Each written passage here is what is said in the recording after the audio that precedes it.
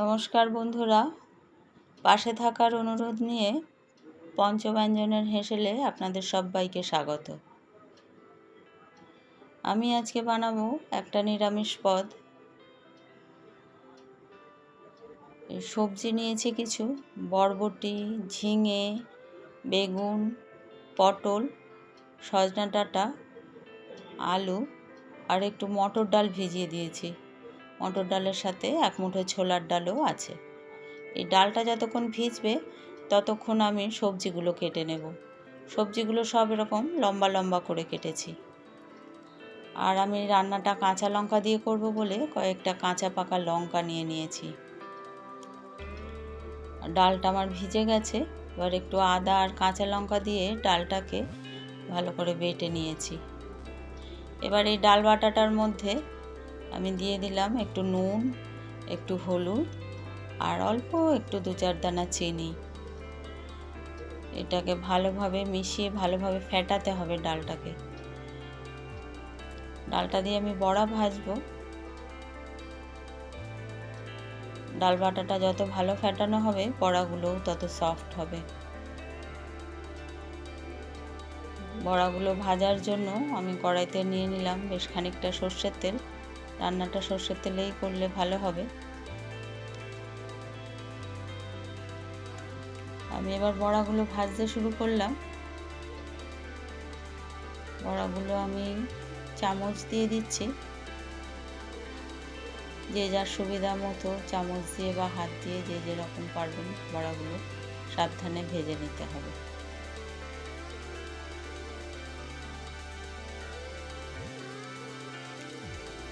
বড়াগুলোর এক পিঠ সেট হয়ে গেছে। এবার উল্টে দিতে হবে। উল্টানোর সময় একটু সাবধানে উল্টাতে হবে যাতে বড়াগুলো ভেঙে না যায়।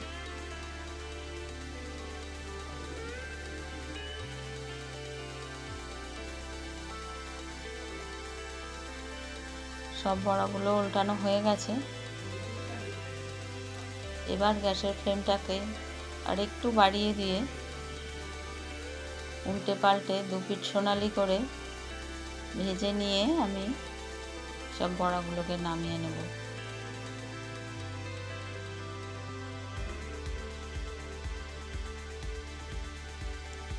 ফার্স্ট ব্যাচের বড়াগুলো ভাজা হয়ে গেছে।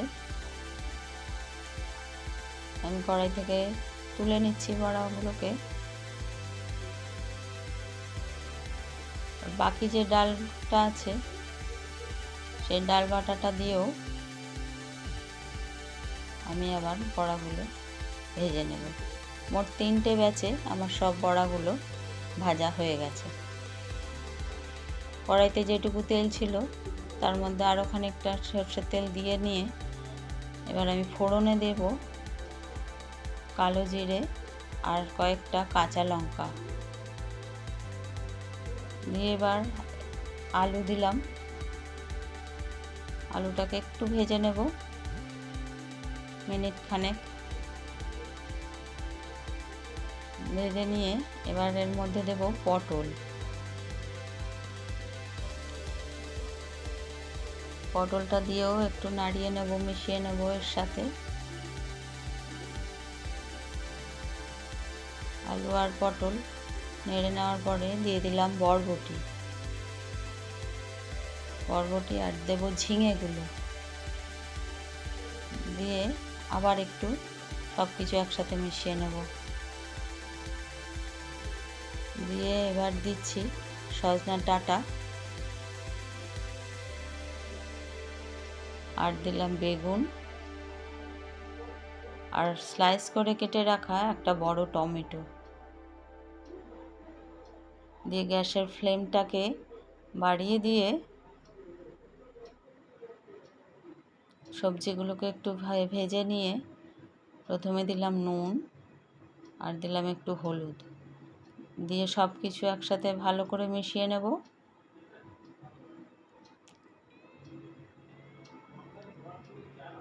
এবার দেব একটু জিরে গুঁড়ো আর একটু চিনি দেব।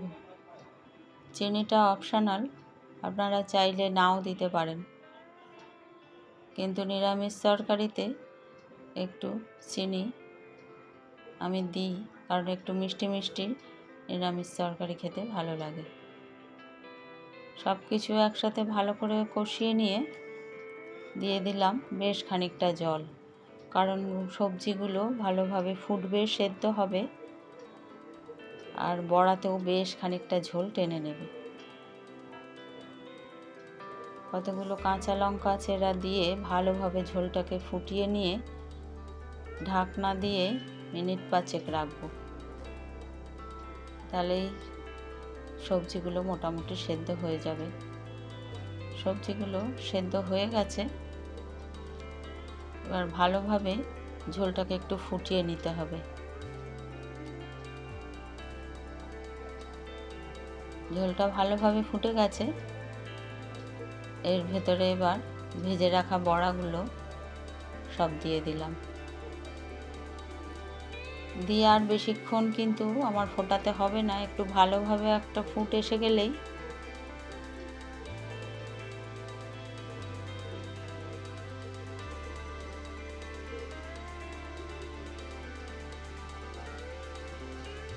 ভালোভাবে ফুটতে শুরু করেছে ঝোলটা।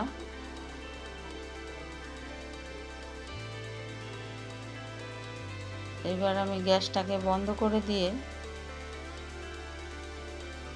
ঢাকনা দিয়ে তরকারিটাকে সেট হওয়ার জন্য মিনিট 10 রেখে দেব।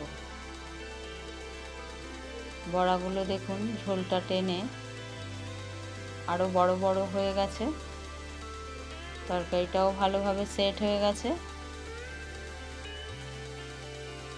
এবার আমি তরকারিটাকে একটা সার্ভিং বলে নিয়ে নিলাম।